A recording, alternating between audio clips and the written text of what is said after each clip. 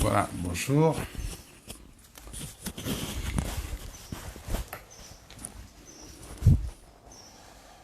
Ah, super, ça commence à venir petit à petit. Voilà, je suis pas un spécialiste de ça. Là, bon, bah, ça va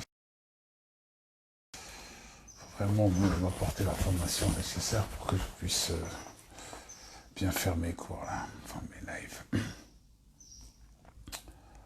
Ok, donc voilà, bonjour. Apparemment, les choses se mettent en place.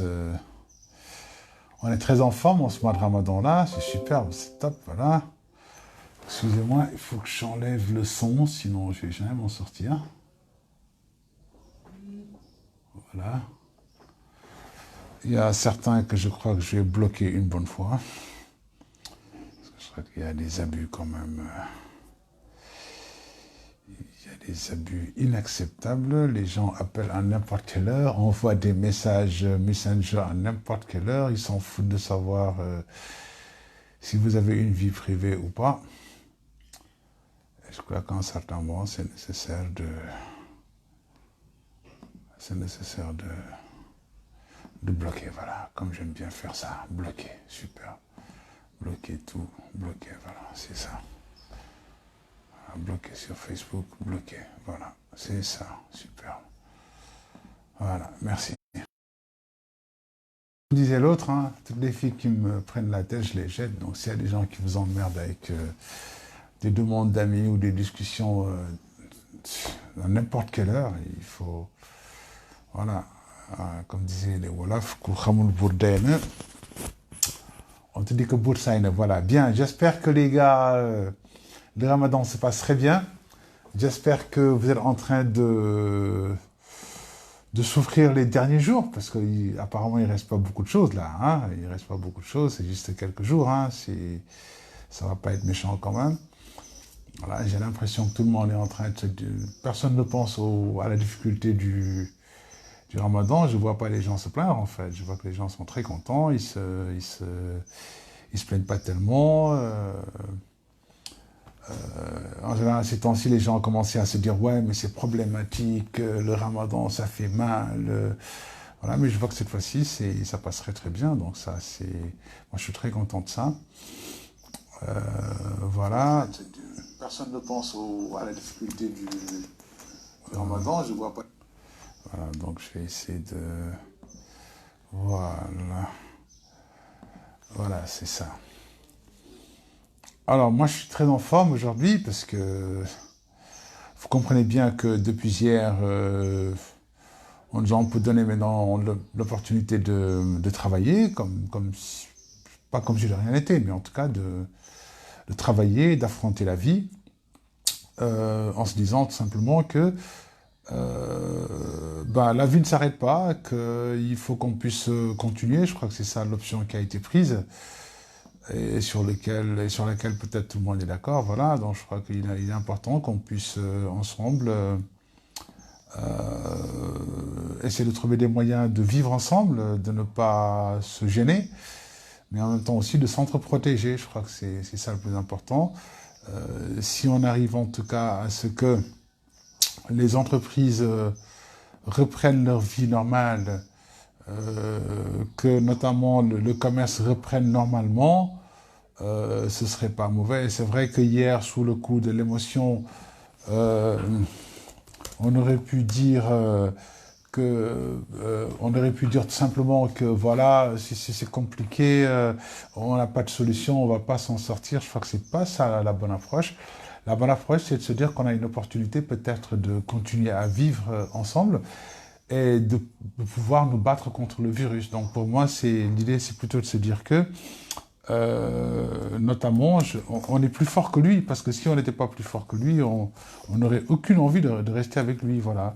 Je crois que euh, excusez-moi, je termine ces petites choses-là. Voilà. Donc, voilà, je crois que ce qu'il faut tout simplement se dire, c'est que nous, on est plus fort que le virus. Si on n'était pas plus fort que le virus, on n'en serait certainement pas là. Donc ça, je crois que vraiment, il faut vraiment que tout le monde le comprenne comme ça. Si réellement le virus était plus fort que nous, il y aurait certainement actuellement beaucoup de morts. beaucoup de morts parce que moi, je crois que, enfin, personnellement, je suis quasiment plus les statistiques quotidiennes du ministère, du ministère de la Santé sur la morbidité, tout ça, etc. Je ne suis plus parce que je fais partie des gens qui sont convaincus que depuis très longtemps, la maladie s'est propagée dans le pays. Ça fait super longtemps, voilà. Maintenant, c'est vrai que les intellectuels, enfin, je ne vais pas dire les intellectuels, parce que c'est une bêtise, excusez-moi, cette chose-là que j'ai dite. Voilà, c'est une condescendance inexplicable. C'est le ramadan, excusez-moi, voilà. Je voulais juste dire que beaucoup de gens se sont demandé, mais comment ça se fait que le virus se développe et que les gens, ils ne sont pas malades? Ils ne meurent pas, voilà. Et la maladie s'est développée depuis longtemps. La preuve de ça, c'est que le lien de causalité, c'est pas le lien contamination test, c'est l'inverse. Je veux dire, les gens sont contaminés depuis très longtemps. Plus on fera de tests, plus on va découvrir ceux qui sont contaminés. Je crois que c'est comme ça qu'il faut voir la chose. Donc pour moi, nous sommes bons, nous sommes durs, nous sommes au combat contre ce virus, sauf qu'il y a certains parmi nous qui ne sont pas très très forts. Il faut qu'on les aide à ne pas être exposés. Voilà. L'autre aspect que je voulais dire avant de commencer, hein, j'attends le public là. Hein, je vous salue, Fayeb, Rougui, Laï Bomba, enfin je crois que tout le monde vous êtes là, je ne vois pas très bien tout le monde, mais je salue. Voilà, je vous fais de grands salam alaikum. On a beaucoup discuté hier, mais après il faut que la raison revienne aussi et qu'on puisse aller de l'avant. Donc ça c'est très important. Alors, je disais que il est important aussi que les gens soient plus généreux que ça. Voilà. Quand j'ai voulu commander de l'artémisia, je crois que ça fait 2 ou 3 semaines, on m'a dit que les stocks étaient terminés. C'est pas acheté par des djinns, c'est acheté par des êtres humains. Donc, je crois que si les gens ont des astuces, ils ont qu'à proposer leurs astuces. Voilà. Si l'ail c'est bon, il faut dire aux gens, les gars, prenez de l'ail, ça renforce. Dans tel ou tel cas, évitez dans tel et tel cas. Voilà. Si le quinquilibre, il faut que les gens sortent les recettes de grand-mère qui existaient contre la grippe et contre certains symptômes. Si on peut les sortir, se les partager, se donner de bonnes idées pour qu'on puisse déjà essayer de nous préparer, etc., ce serait bien. Et que les gens qu'on puisse leur donner l'opportunité, en tout cas, de prendre les devants, s'ils n'ont pas de complications ou s'ils n'ont pas de contre-indications. Je crois qu'il y a des gens en bonne santé et qui peuvent déjà prendre des produits totalement naturels qui pourront les aider. Ça, c'est important. Je crois qu'avec Laï Bomba, Sanouniaï et tout ça, on avait sensibilisé sur la nécessité de faire du sport, les foot, les drames, bon, tout le monde s'y était mis pour dire faisons du sport. Parce que si vous restez à la maison, vous ne faites pas de sport, Joe, la mort là est quasiment assurée. Donc battons-nous sur ça. Ne regardons pas le mauvais côté, regardons le bon côté des choses. Voilà, bien. L'enseignement, c'est pas une histoire de que les enfants retournent à l'école. Je crois qu'il n'est pas question que les enfants retournent à l'école dans ces conditions. Par contre, on peut se battre pour que les cours continuent sur Internet. Les gars, battons-nous pour ça. Que les cours continuent sur Internet. On peut faire des devoirs par email, les rendre par email. On peut faire des cours sur WhatsApp, sur Zoom, sur Hangout, sur Microsoft. Il y en a tellement d'applications. Sur Duo, beaucoup d'applications permettent de faire des cours. Arrêtons de buter sur le présentiel. On peut faire des cours sans présentiel. Aujourd'hui, le Conseil des ministres, on le fait sans présentiel. On fait beaucoup de choses au Sénégal sans présentiel. On fait des réunions, on coordonne beaucoup de choses. Moi, je coordonne actuellement des missions, je travaille avec des gens qui sont à l'étranger. On ne se voit pas, on se parle. Et depuis longtemps, d'ailleurs, c'est comme ça que ça se passe. Donc, il ne faut pas qu'on se donne un blocage du genre, il faut qu'on se voit. Non, pas besoin de se voir pour s'entendre, comme disait une belle pub de Paris, de la banque directe. Hein. Et ça, c'était dans les années 90. Pas besoin de se voir pour s'entendre. Voilà. Donc, à mon avis, là aussi, je reprends le même slogan. Pas besoin de se voir pour s'entendre. On peut faire des cours, on peut faire des soins à distance. C'est très important aussi, la télémédecine. Voilà.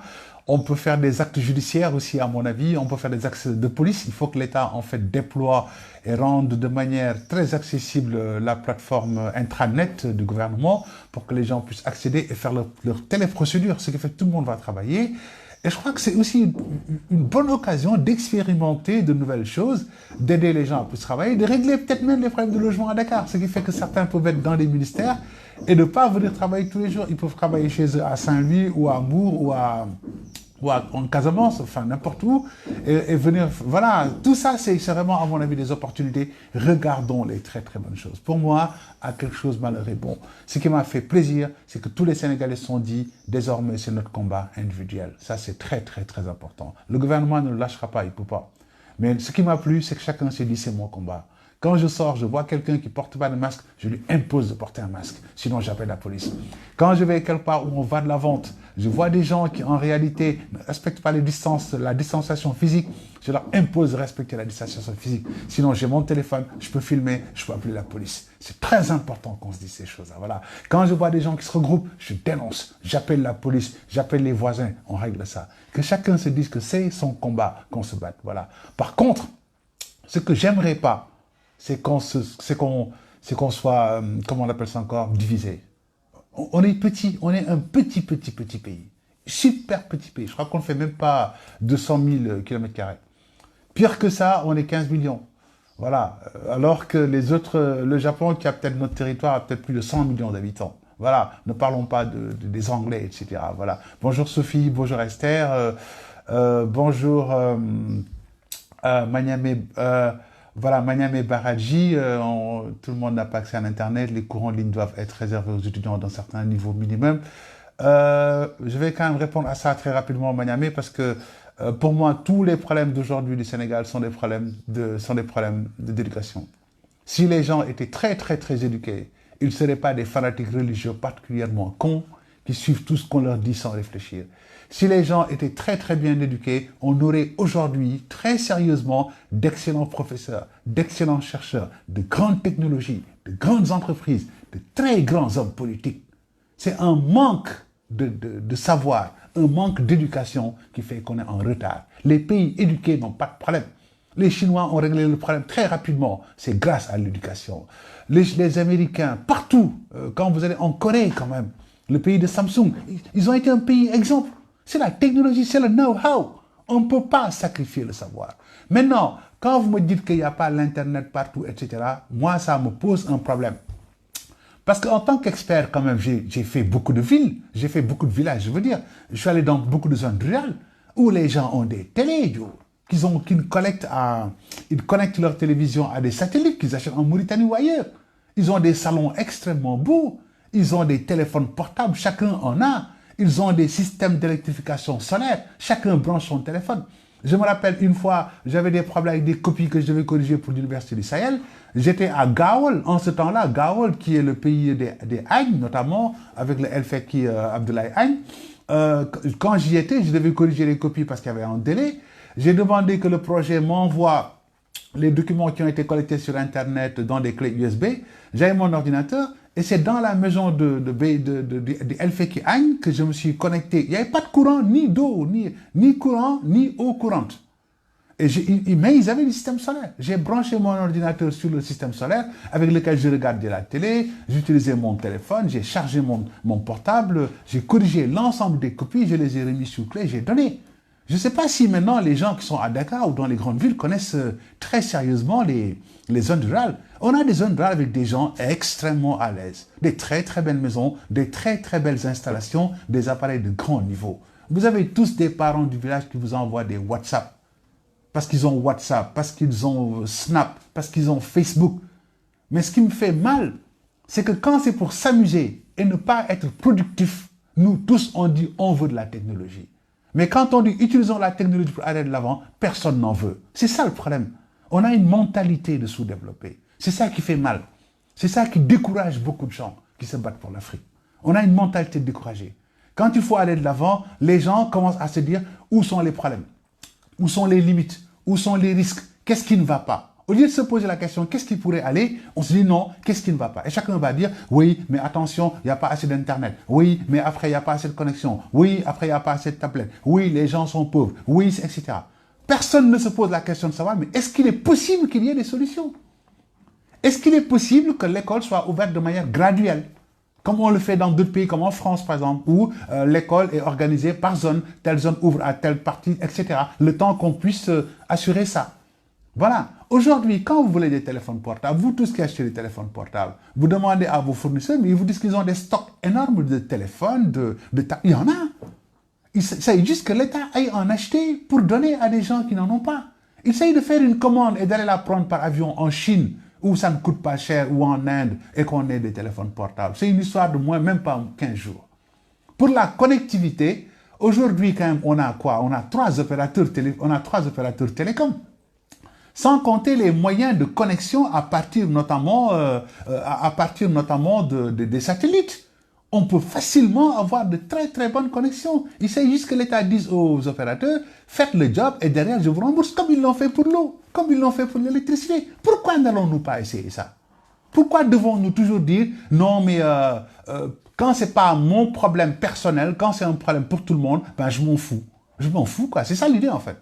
Quand c'est pas mon intérêt personnel, je m'en fous. Quand c'est un intérêt commun, je m'en fous. Comme on jette des poubelles dans la rue en disant, comme c'est pas chez moi, ben je jette dans la rue.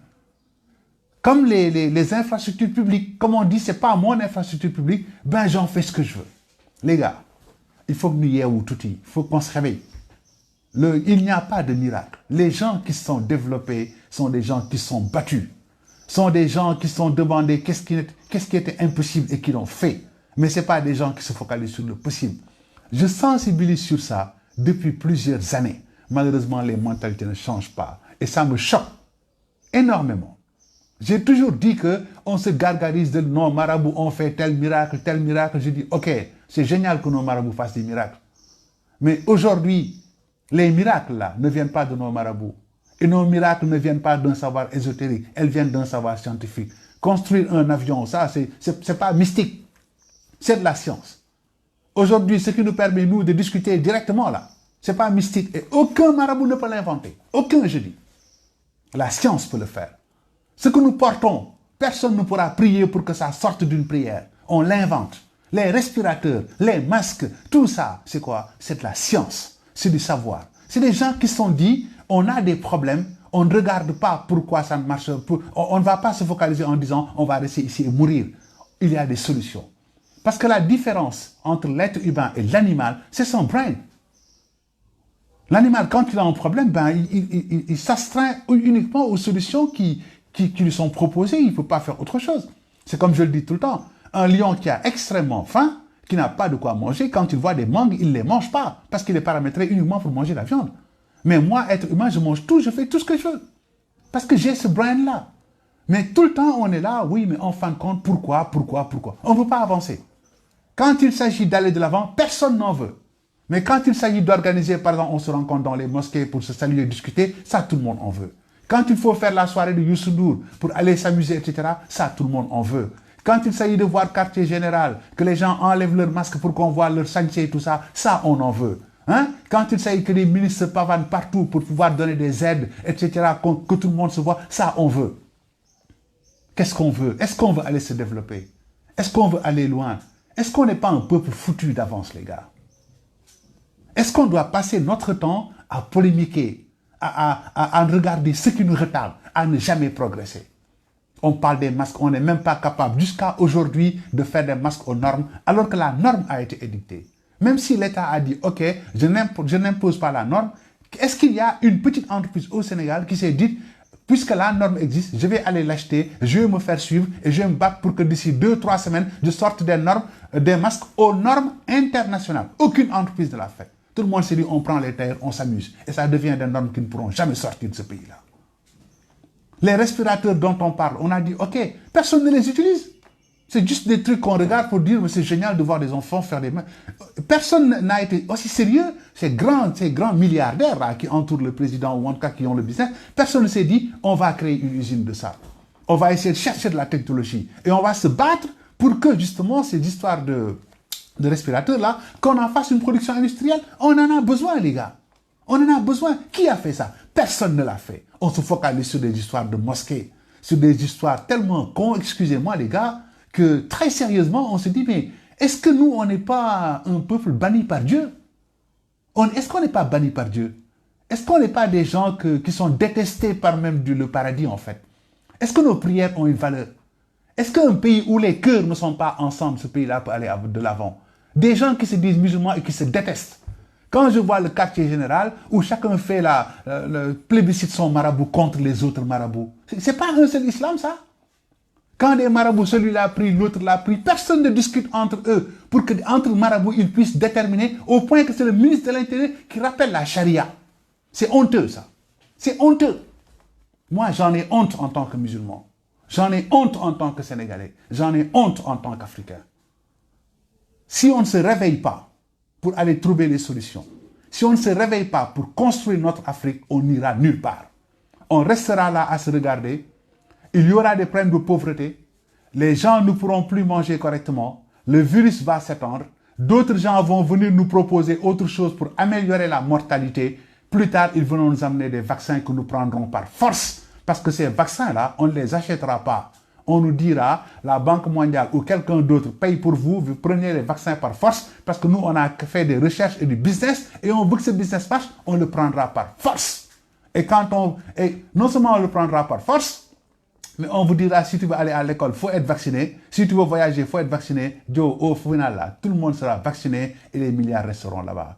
Récemment, des études ont montré que les milliardaires américains ont accru de 20% sur ces 3 derniers mois. Donc, eux, ils gagnent. Nous, qu'est-ce qu'on gagne dedans? Absolument rien. Zéro. Même les tests, on ne sait pas les faire. On paye des milliards à qui? À l'Institut Pasteur. Les autres laboratoires sénégalais, eux, ils dorment. C'est l'Institut Pasteur qui prend des milliards, qui s'amuse. Enfin, qui s'amuse, qui fait le job, je veux dire. Et nous, Sénégalais, c'est quoi? On se jette en pâture. Ça, c'est un gros problème. Les gars, il faut qu'on se réveille. Il faut que ces histoires de trucs politiques-là, qu'on laisse ça. Un petit pays avec 200 partis politiques, c'est une bêtise. On n'a pas besoin de se déchirer. Un petit pays où on a 50 tarikhas, c'est un problème. Alors que tous les gens qui sont dans les tarikhas sont des parents. Ils sont tous des parents. Ils ont tous fait les mêmes écoles. Ils se connaissent particulièrement bien. Pourquoi est-ce qu'on se divise pour ces gens-là? Est-ce qu'aujourd'hui, quelqu'un peut dire que dans l'histoire racontée, il a vu des divergences entre les grands marabouts? Ça n'existe pas. Ils n'ont jamais eu de grandes divergences.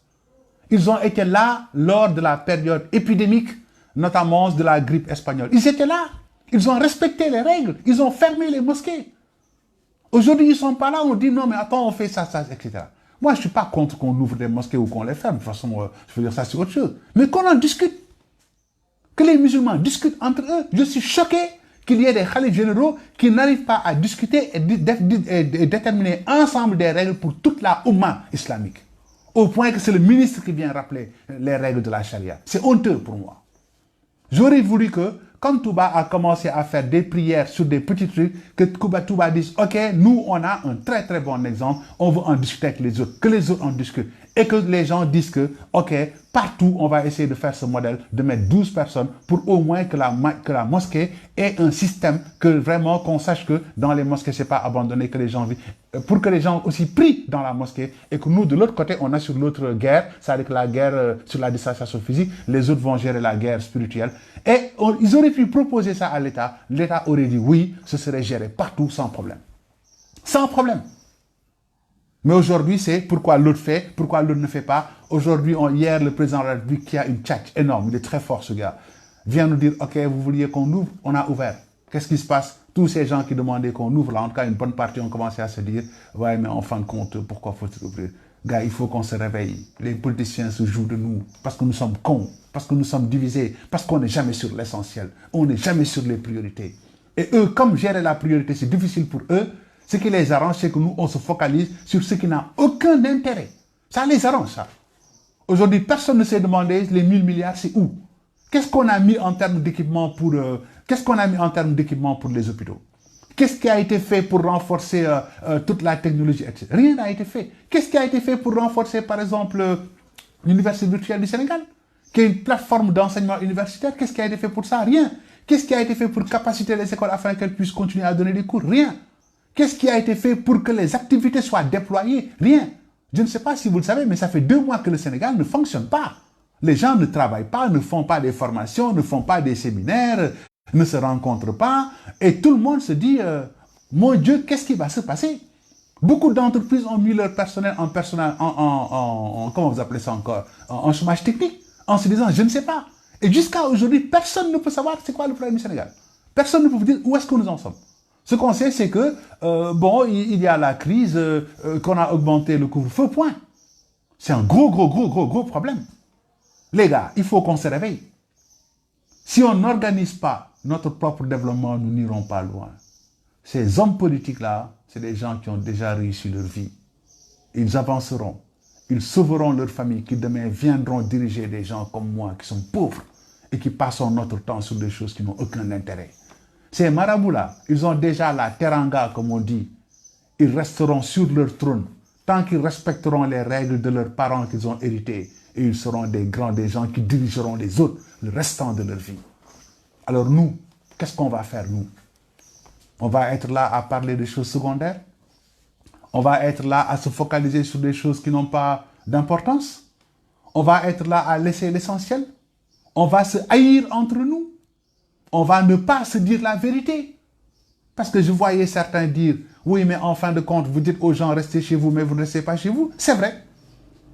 Le propre du Sénégalais, c'est de te conseiller ce qu'il ne fait pas lui. C'est ce qui est important, il le garde comme secret pour lui. Et il te laisse faire pour que tu ailles mettre ta main dans la bouche de l'animal qui te mord. Soyons sincères, les gars.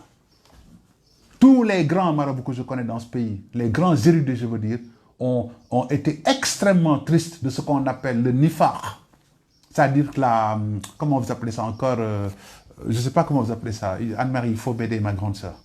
Le nifar, le fait que les gens ne disent pas la vérité. Ou en tout cas, ils disent le contraire de ce qu'ils pensent. J'aurais bien voulu que les gens qui ont des solutions puissent le dire aux autres. J'aurais bien que chacun parle aux autres de manière polie. J'aurais bien voulu qu'on ne regarde pas l'autre comme un chien de faïence. Personne ne voudrait qu'on le traite comme un petit, les gars. Personne ne voudrait qu'on le traite comme un petit. Dans une discussion, quand on discute, quand je n'ai pas le même point de vue que vous, je ne dois pas commencer par me dire que vous êtes un con. Je dois commencer par me dire pourquoi vous avez un autre point de vue. Parce que je ne crois pas que les gens, en discutant, aient des mauvaises intentions. Il faut mieux baganter. Il faut que chacun se dise que l'autre aime mon pays mieux que moi. L'autre aime ma religion mieux que moi. L'autre aime ma voix mieux que moi. L'autre aime ma famille mieux que moi. Et que s'il me donne un point de vue, c'est juste pour pouvoir m'aider, ou en tout cas pour pouvoir contribuer. Qu'on réfléchisse, qu'on échange, qu'on puisse aller positivement pour trouver des bonnes solutions. Moi, je suis choqué. L'hypocrisie doit sortir. Il faudrait que les gens apprennent à s'aimer. Quand je vois aujourd'hui, moi j'ai fait, c'est vrai, la France, comme beaucoup d'autres gens l'ont fait d'ailleurs, mais nous on l'a fait à une autre époque d'ailleurs. Quand je vois aujourd'hui qu'il y a 30 ans, 40 ans, on disait que nous sommes le pays de la communauté, de l'entraide, et que les Blancs, c'était un pays de solitude. Aujourd'hui, chaque jour, on reçoit des leçons. Regardez pendant ce confinement, les leçons de solidarité que les Français nous ont données. Pourtant, ils n'ont pas le même système social soudé comme nous, mais ils nous donnent des leçons. Regarde, quand il y a des problèmes entre eux, ils se disent, il y a le Normand, il y a le Breton, il y a le Corse, avec tout le temps on est des frères, mais quand il y a un attentat, un truc comme ça, on reste tous français. Et on défend notre nation, on défend nos règles. Quel Sénégalais le fait? À chaque fois qu'un Sénégalais tombe, c'est un autre Sénégalais qui a tapé sur sa tête. À chaque fois qu'un Sénégalais perd un marché, c'est un autre Sénégalais qui s'est battu pour qu'il perde ce marché-là, au profit de quelqu'un qui n'est pas du tout Sénégalais. À chaque fois qu'un magasin non sénégalais marche, c'est parce que des Sénégalais ont préféré laisser d'autres Sénégalais pour aller faire plaisir à ces gens-là. Même si c'est vrai que nos Sénégalais aussi n'aiment pas la qualité et n'aiment pas s'améliorer. C'est des gens extrêmement médiocres. Gars, il faut qu'on se réveille. C'est vrai que j'aurais dû faire un live aujourd'hui, je ne vais pas perdre beaucoup de temps. Je ferai mon live la prochaine fois. Je suis très énervé contre moi-même et contre ma nation. Je suis à un niveau où je ne peux plus aller retourner à l'émigration. Mais Dieu sait que si j'avais encore la possibilité de repartir émigrer, je l'aurais fait. J'ai honte pour mon pays. J'ai honte de ce que je vois. Ce que je veux, c'est qu'on aille de l'avant. Ce que je veux, c'est qu'on se dise que ce qui n'est pas impossible, ben, on va le rendre possible. Ce qui est difficile, on va le contourner. Que le fait qu'on ne s'entende pas est une opportunité et non une guerre. C'est très important. Le fait qu'on n'ait pas les mêmes partis politiques, le fait qu'on n'aime pas, qu'on n'ait pas les mêmes croyances religieuses, ou etc. Mais c'est ça la richesse. C'est dans la contradiction là qu'on progresse. Mais on ne se tue pas pour ça. Je voudrais qu'on s'entraide pour ça. Je voudrais que chacun conseille les autres. Et que chacun d'entre nous réfléchissent à un truc très important. Hier, ma grande sœur, comment vous appelez, Anne-Marie disait que chacun prépare sa tombe, ou en tout cas, chacun prépare sa prépare mortuaire. Je me suis dit, ce serait bien qu'on se réveille quelque part pour des choses très importantes. Les gars, notre personnel médical, aujourd'hui, on les appelle des soldats, mais c'est des soldats qu'on a tués avant même qu'ils aillent sur le lieu de combat. Vous tous, vous suiviez à la télé tous les jours des femmes décédées sur des, je ne sais pas, des gens qui vont... Tous les jours, ces problèmes existaient. Imaginez maintenant qu'on en arrive à ça. Imaginez, j'ai été choqué d'apprendre qu'un médecin a été contaminé parce qu'il a pris des transports en commun. Comment peut-on mettre des médecins dans des transports en commun en période de pandémie? Alors que nous, on n'a que des médecins pour soigner. Soigner, il faut 7 ans, 8 ans pour... Il faut être docteur pour soigner. C'est pas 2 ans, ça. C'est pas un travail de mécanicien ou un travail comme celui que je fais, moi. C'est un travail extrêmement sérieux. On n'a que très peu de médecins. On leur laisse prendre des transports en commun. Non. Les gars, il faut qu'on ait du sérieux là. Il faut qu'on soit particulièrement sérieux. Il faut qu'on se réveille pour se dire que nos parents d'abord, qui sont peut-être un peu âgés, qui ont des comorbidités, s'ils sont malades, ils auront peut-être très peu de chances d'être soignés. Et ce que je vous dis là, vous devez le croire, parce qu'en Occident, des rois, des ministres et autres sont morts du coronavirus. Le coronavirus là n'a aucun respect pour l'âge ou le statut social. Voilà, et quand il t'attaque et que tu dois mourir, tu vas mourir. Donc protégeons-nous, battons-nous rien que déjà pour ça. Le coronavirus, on ne connaît pas ses effets. Peut-être que s'il prend quelqu'un, s'il le contamine, même s'il n'y a pas de signe, peut-être qu'il peut y avoir des effets secondaires extrêmement graves qui viendront dans le temps. Donc nous ne disons pas seulement on est blindé. Non, battons-nous pour que ce virus ne progresse pas. Que chacun d'entre nous soit sa police. Parce que je ne voudrais pas demain que quelqu'un se dise mon père est mort ou ma mère est décédée ou ma tante est décédée. Et vous savez qu'est-ce qui va se passer? Tu ne verras même pas le corps des gars. Tu n'assisteras pas à la toilette mortuaire. Tu n'assisteras pas à la prière mortuaire. Tu n'assisteras pas à l'enterrement. Tu ne pourras même pas recevoir des gens chez toi pour qu'on te fasse des condoléances. Tu ne pourras pas faire des prières avec des gens. Et tes parents seront morts comme si... et cette mort serait même pire que la mort de ton téléphone. Parce que ce serait une mort virtuelle de quelqu'un que tu n'as pas vu mourir, qui est quelque part, tu ne sais pas. Et en réalité, ce ne sera pas palpable. Et ça peut causer même de très très grands traumatismes. Parce que pendant des années, tu peux se dire, mais rien ne me montre concrètement que cette personne est décédée. Et ça, on l'a vu en Espagne. L'Espagne, beaucoup de nos concitoyens sont là-bas. Les corps étaient jetés dans la rue. On l'a vu en Italie, qui n'est pas un petit pays. On l'a vu en France. La France a été sauvée par l'Allemagne. L'Allemagne était venue prendre des corps pour les amener et les traiter en Allemagne. Des médecins cubains sont venus partout.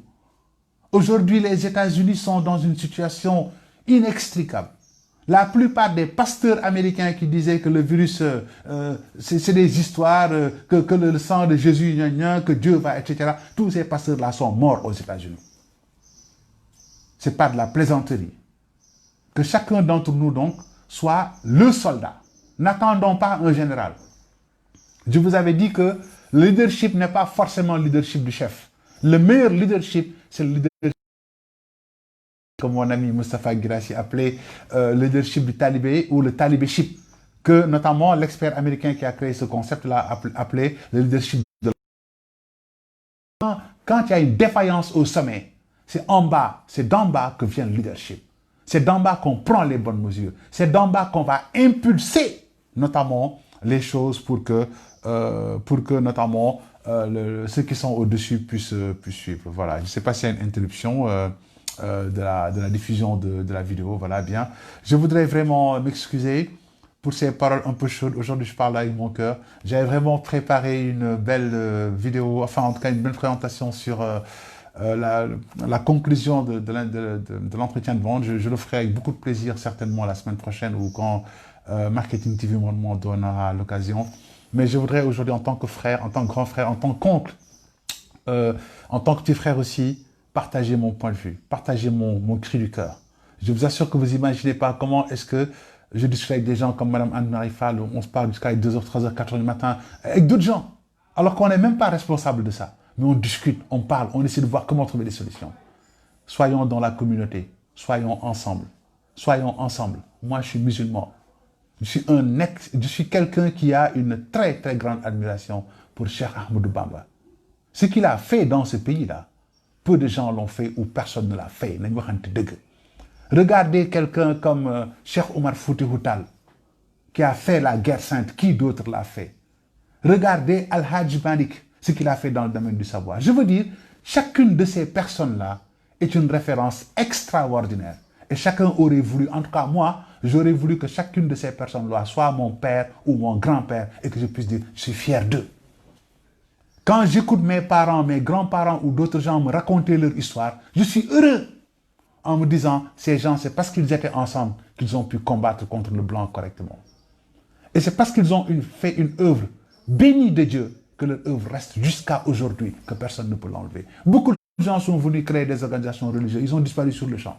Mais ces gens dont je vous ai parlé là, leur œuvre restera là jusqu'à la fin des temps.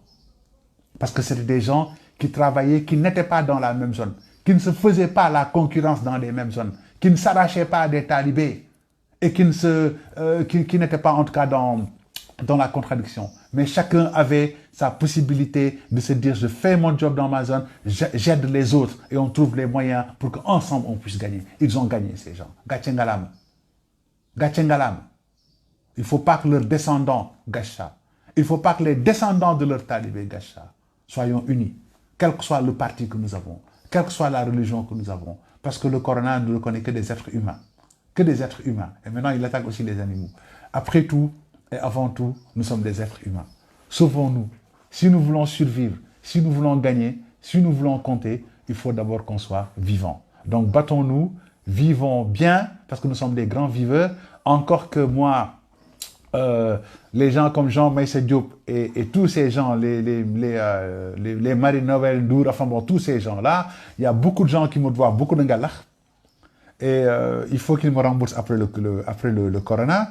Il y a les Eric Mbaye et tous ces gens Eric Lamine Mbaye, tous ces gens-là de Radisson qui m'offraient chaque année le ramadan du Radisson, enfin le Ndogu. Donc c'est ça. Il y a les Oumoudé, l'Anidat et autres qui m'ont donné le souk record. J'en ai pas encore vu cette année. Et il y a tous qui m'ont donné aussi les e-records. Donc vous voyez, il y a beaucoup de dettes. Très sérieusement les gars, il faut qu'on casse la gueule à ce corona-là, qu'on l'élimine complètement et qu'on revienne à notre bon vieux Sénégal. Mais qu'on revienne en changeant, en s'améliorant. Voilà. Je voudrais vous souhaiter en tout cas une très très belle journée de Ramadan. Laylatul Qadr arrive bientôt, je ne sais pas ce sera quand. Priez pour moi. Priez pour nous, prions dans les cœurs. J'aurais bien aimé qu'on dise qu'il y a une journée de prière à Touba, à Tivaouane, dans les églises. Ça, par exemple, j'aurais bien aimé que quelqu'un prenne ses responsabilités parmi les religieux. Qu'on se dise que chaque 2 jours, qu'on comprenne un truc pour dire on fait une journée de communion des prières. Que tout le monde prie dans sa langue, dans sa croyance.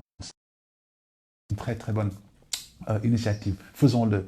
L'entraide, n'attendons pas l'État. Que l'État donne ou pas, les gens en s'entraident. Les Orange Money sont là. Quand tu peux aider 500 000 francs, 2000, fais-le. Quand tu peux envoyer quelque chose, fais-le. On le fait tout le temps. On n'a pas besoin d'attendre l'État. L'État n'a jamais été aussi responsable qu'on le veut. Battons-nous tout seuls et on peut s'en sortir. Et après, on pourra sourire et aller de l'avant. Je vous remercie. Je souhaite un grand succès à toute la jeunesse du Sénégal. Je souhaite beaucoup de concorde, beaucoup d'amour, beaucoup de paix, notamment. Et je souhaite que l'Afrique, mon continent, puisse être le prochain leader du monde, Inch'Allah, dans les 100 prochaines années. Alhamdulillah, je vous remercie beaucoup. Passez une très très bonne après-midi. Je m'excuse pour toutes les conneries que j'ai pu dire, mais ça c'est moi. C'est un produit de l'école militaire qui vous parle, voilà. Mais comprenez que je suis votre parent. S'il y a des bêtises que j'ai dites, certainement que vous allez me redresser, mais excusez-moi d'avance, voilà, c'est ça. Et je dis au Modat et à tous ces gens-là que j'attends mon logo, de même que Lai Bamba et Zofood, voilà. Allez, très très bonne soirée. Merci et à très très bientôt. Merci beaucoup. Merci.